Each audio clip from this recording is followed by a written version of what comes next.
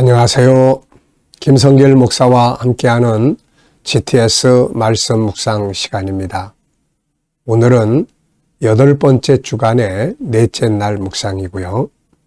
오늘 묵상의 주제는 하나님의 마음을 느끼고 소통하며 주님의 관점으로 세상 보기가 되겠습니다. 오늘도 묵상과 함께 좋은 하루 되시기 바랍니다. 특별히 오늘의 주제는 정말 소중한 주제입니다. 하나님의 관점으로 세상을 보는 것. 우리가 어떤 환경을 만났든지 내 관점에서 보면 절망적일 수 있지만 주님의 관점에서 보면 희망을 가질 수 있습니다.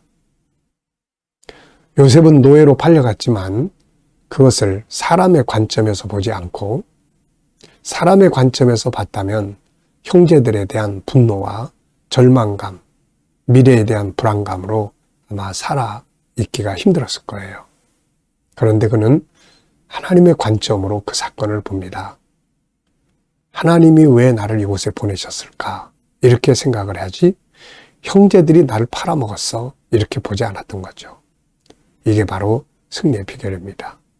믿음이라는 것은 내 관점으로 보던 것을 하나님의 관점으로 보는 것을 바꾸는 것입니다. 그게 바로 믿음이죠. 오늘 사람에 대한 것이든 환경에 대한 것이든 어떤 문제에 대한 것이든 무엇이든 간에 주님의 관점에서 생각해보는 그런 시간들을 가지시면 좋은 복된 하루가 될 수 있습니다. GTS 묵상은 신앙생활, 매일매일 지속되는 감동, 역동성 있는 믿음 생활, 또 하나는 현장의 변화와 발전을 위해서 만들어졌습니다. 이것을 위해서 5-7+2라는 구조가 들어있는데요. 5는 그림을 보고 분석을 하는 겁니다. 이것을 통해서 아이들은 학습할 수 있는 두뇌를 만들고 우리 어른들은 생각을 하게 되고 또 치매 예방에도 큰 도움이 되죠. 그리고 7은 그날그날의 주제입니다. 이것은 그날그날 이 주제를 중심으로 살면 현장에서 변화와 발전을 만들 수가 있습니다. 아이들에게는 이 7가지 주제가 독서 방법, 학습의 소중한 중요한 방법입니다. 이 방법을 따라 학습 지도를 하면 아이들이 공부를 잘할 수 있죠. 자, 오늘도 묵상에 잘 승리하시기 바랍니다. 자, 그림부터 정리를 하겠습니다. 아주 그림은 시원한 폭포수가 떨어지고 흘러가는 이런 내용입니다. 자, 제목을 정해보시죠. 저는 흘러가는 물 이렇게 적어봤어요. 그리고 의미는 물은 흘러가야 한다. 내게 주신 은혜와 복은 멈춰 있지 말고 흘러가야 한다. 흘러가면 나도 살고 모두가 산다. 이렇게 적어봤어요. 물은 고여 있으면 썩는 겁니다. 그래서 하나님이 내게 주신 영적인 은혜, 또 세상적인 은혜, 모든 것은 흘려보내야 하는 거죠. 자, 분석해 보겠습니다. 우선 눈에 보이는 것은 폭포수, 주변에 붉으스름한 단풍나무들이, 그리고 옆에는 또 푸른 나무들도 있고요. 그리고 흐르는, 폭포가 떨어져서 흐르는 물이 있습니다. 그리고 바위들도 있고요. 자, 보이지 않는 부분에는 뭐가 있을까요? 우선 이 물이 어디서 시작이 되었을까? 그리고 끝은 어디까지 가는 것일까? 이 물 속에, 이 맑은 물 속에는 무엇들이 들어있을까? 어떤 물고기들이 들어있을까? 또 이 물이 흘러가는 곳곳에 어떤 일들이 벌어지게 될까? 이런 것들이 바로 보이지 않는 부분입니다. 그리고 이 모든 것을 만드신 창조주 하나님, 이런 걸 보면은 창세기 1장 천지창조 생각나잖아요. 세 번째입니다. 이 그림에서 가장 중요한 것은 무엇이라고 생각합니까? 저는 물은 흘러가야 한다. 은혜의 물. 내가 받은 은혜가 있으면 그게 흘러가야 되는 거예요. 내가 받은 말씀이 있으면, 배운 말씀이 있으면 또 흘러가야 합니다. 그러면 나도 살고 또 흘려보내는 곳에서 사람들이 살아요. 자, 네 번째는 연상법, 기억력 훈련입니다. 자, 눈 감아보시고요. 먼저 가운데서 폭포수가 쫙 시원스럽게 떨어지고 양옆에는 불그스름한 단풍들, 그리고 푸른 나무들, 떨어진 물이 흘러가는 모습, 그 물속에 바위들, 참 시원하고 멋진 장면입니다. 자, 그리고 이 말씀을 보면서 또 떠오르는 성경 말씀이 있으면 또 적어보세요. 저는 에스겔서 47장, 이번 주간에는 이게 항상 제 생각나는 말씀이에요. 제단에서 물이 나와가지고 처음에 발등, 그 다음에 종아리, 무릎, 허리, 그리고 목 충만해져서 흘러갑니다. 흘러가는 곳마다 고기가 살고 나무가 살고 물이 사는 거죠. 또 이 물들을 보면은 계시록 22장 1절로 2절, 천국의 생명수 강가에 하나님의 보좌로부터 흘러나오는 그 생명수 강이 쫙 흘러가고, 강가에는 12가지 열매를 맺는 생명나무들이 꽃피고 열매 맺고, 또 이거 보면은 요한복음 7장에 예수님께서 목마른 자들은 다 내게로 오라 그러면서 내가 강물이, 내가 너에게 주는 강물이 뱃속에서 흘러넘치리라, 이렇게 우리 안에서 흘러넘치는 거예요. 그리고 또 이거 보면은 창세기 2장 에덴 동산에서 시작된 4개의 강, 이런 것들이 다 생각이 납니다. 자, 여러분들도 떠오르는 말씀들이 있으면 한번 적어보세요. 자, 그리고 우리 아이들 또 역시 여기서 수학, 또 주제, 공식, 또 이거 보면 각도, 도형도 있고요. 분수도 있고, 분수처럼 보이지 않아요? 위에 폭포는 1, 그 다음 밑에 바위는 하나, 둘, 셋, 3분의 1, 뭐 이런 식. 그림을 보고 이렇게 수학을 떠올려보는, 그러면 수학이 공식들이 자꾸 친근해집니다. 사각형, 또 각도도, 뭐 흐르는 물도 각을 재볼 수 있고, 또 나무 사이 이런 거 전부 다 각도가 있거든요, 이게 다. 자, 제가 아이들한테 항상 그림 보고 수학하기, 밥상에서 수학하기, 또 옷장에서 수학하기, 항상 이런 이야기 많이 들려줍니다. 상상력 키우기입니다. 이 그림 가운데 두시고 앞에는 어떤 그림, 뒤에는 어떤 그림을 그리면 좋을까요? 저는 앞에는 이 물이 시작되는 부분을 그려볼 것 같아요. 시작되는 부분. 그리고 흘러서 폭포를 이루고, 다음 그림은 이 물이 흘러가서 끝을 이루는 바다 모습을 그려볼 것 같습니다. 자, 미래를 어떻게 살고 싶으신가요? 그렇다면 지금 무엇을 해야 할까요? 참 세월이라는 것이 정말 빨리빨리 지나갑니다.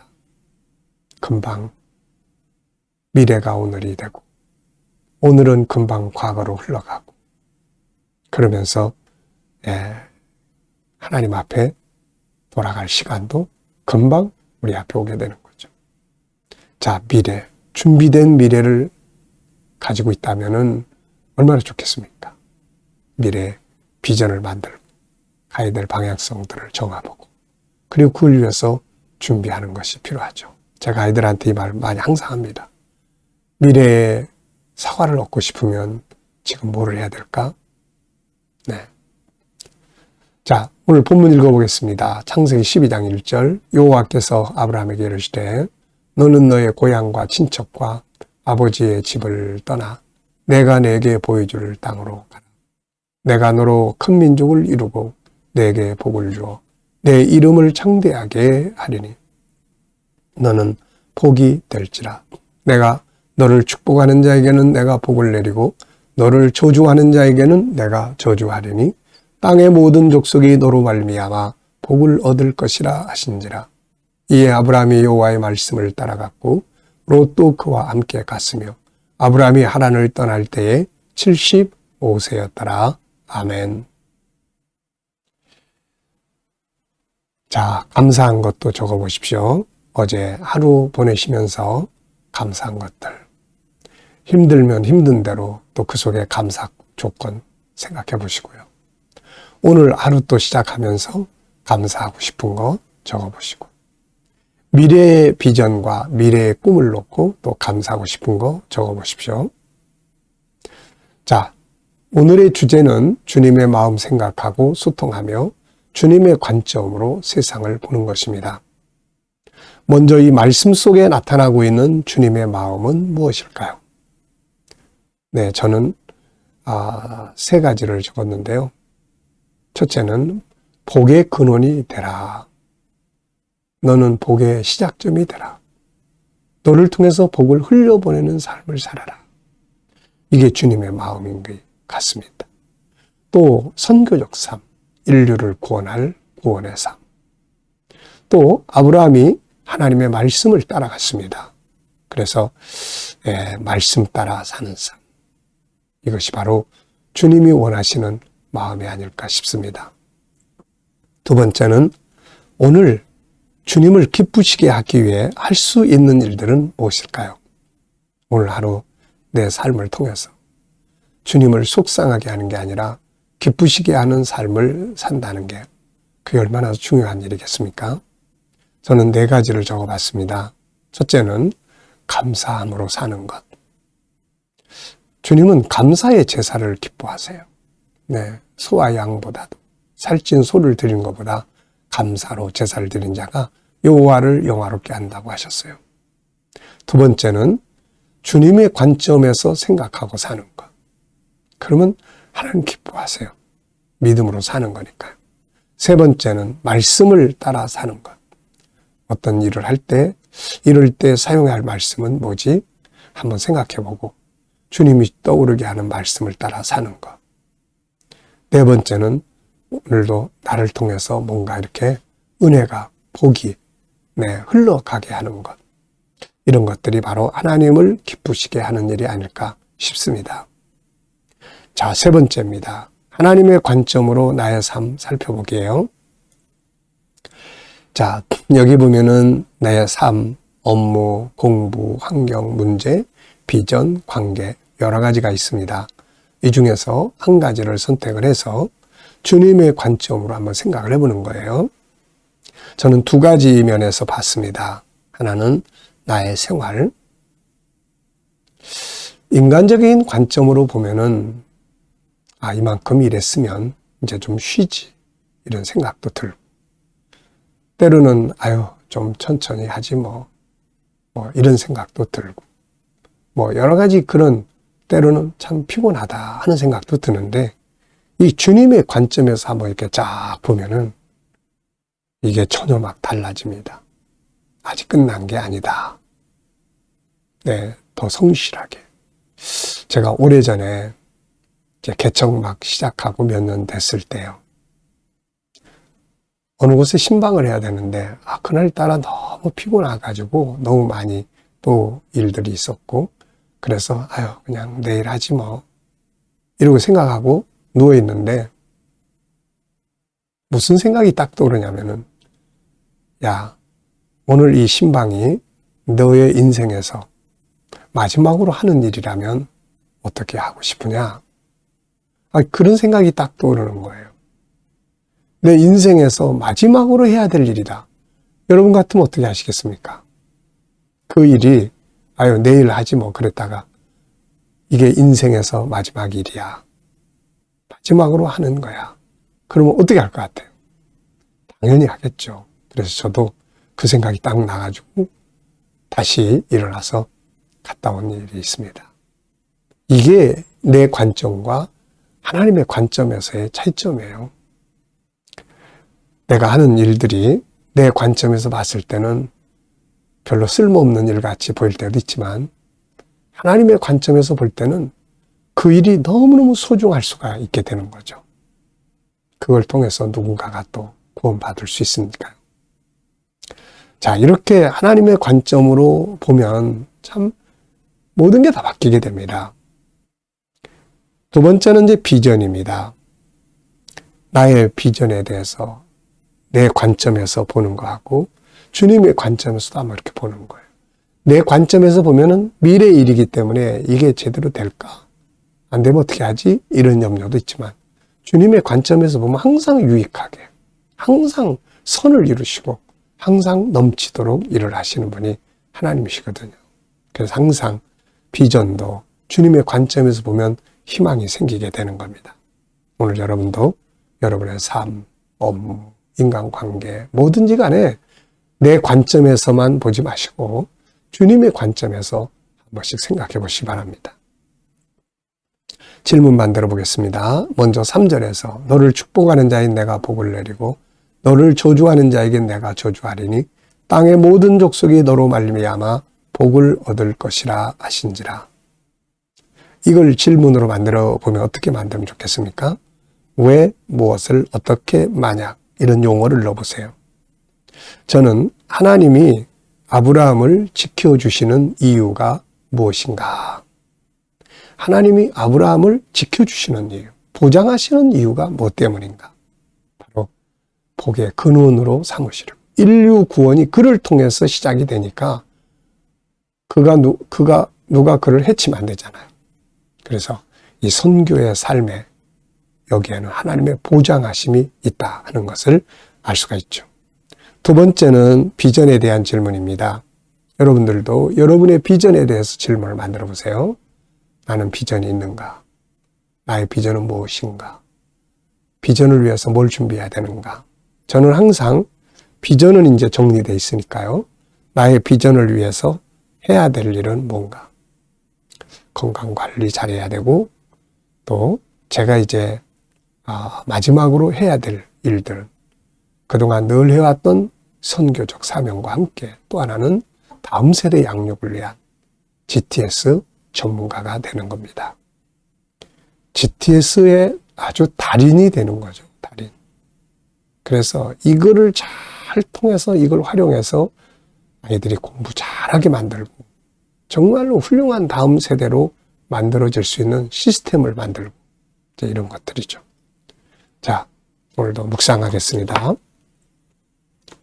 앞에서는 그림과 본문을 분석하면서 은혜를 나누는 시간. 이 시간은 내 삶을 주님과 의논해서 영감을 얻는 시간입니다. 이게 아주 중요한 시간이에요. 먼저 묵상을 하실 때는 오늘 본문을 항상 한번 기억해 보세요. 그리고 7가지 주제를 떠올려 보시고요. 그리고 오늘 내 일과 하루를 모든 삶을 이렇게 떠올려 보세요. 비전도 떠올려 보시고. 그리고 이제 주님께 의논하는 겁니다. 주님이라면 이 일에 어떻게 하시겠어요? 이 사람 만나면 어떤 말 하시겠어요? 어떤 자세로 대하면 좋을까요? 이 일을 위해서 어떤 말씀을 사용하면 좋을까요? 7가지 주제 중에서 어떤 주제를 활용하면 더 나을까요? 주님이라면 어떻게 하시겠습니까?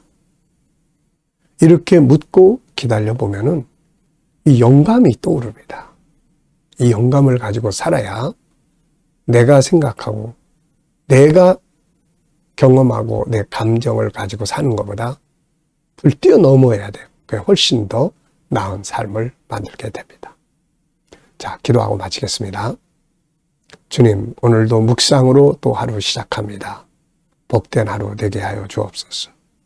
주님, 오늘도 또 우리 자녀들, 친척들, 동료들 중에 믿지 않는 자들은 다 돌아와 구원받게 하여 주시고 우리 자녀들과 성도들이 일하는 직장과 사업장들이 형통하게 하시고 새로운 일터들을 구하는 자들에게는 좋은 일터들이 예비되게 하여 주시옵소서. 주님, 오늘도 치료받는 교우들에게 함께해 주시고 위로하시고 또 오늘도 여러 가지 문제를 안고 기도하는 성도들에게 은혜 베풀어 주셔서 합력하여 선을 이루게 하여 주옵소서. 이 나라와 민족에 은혜 베풀어 주시고 거룩한 나라 선교의 나라가 되게 하여 주시며 나라의 지도자들은 지혜를 가지고 나라를 바른 길로 이끌어갈 수 있게 하여 주옵소서. 세계 곳곳에서 복음을 위해 수고하는 선교사님들과 저들의 사역 중에 함께하여 주옵소서. 주님, 오늘도 또 GTS 묵상 잘 정착되게 하시고 또 묵상하는 우리 아이들, 세상 아이들보다 다니엘처럼 그 영감이 10배나 뛰어나게 하여 주옵소서. KDM 훈련을 통해서 천국 복음 더 많은 곳에 전파되고 귀하게 수임오시까지 쓰임받는 선교단체가 되게 하여 주옵소서. 감사하며 예수님의 이름으로 기도하옵나이다. 아멘.